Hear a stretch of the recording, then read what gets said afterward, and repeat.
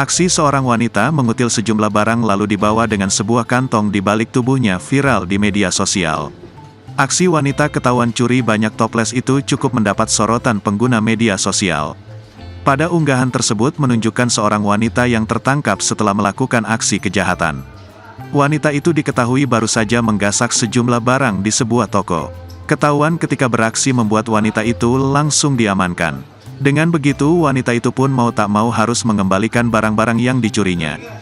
Tak tanggung-tanggung, wanita itu ternyata sempat mengambil sejumlah toples dan barang-barang lainnya.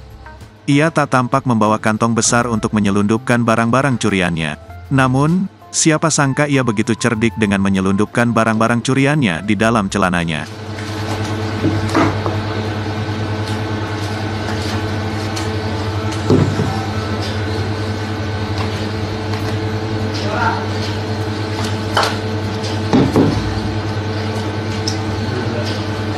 Apa?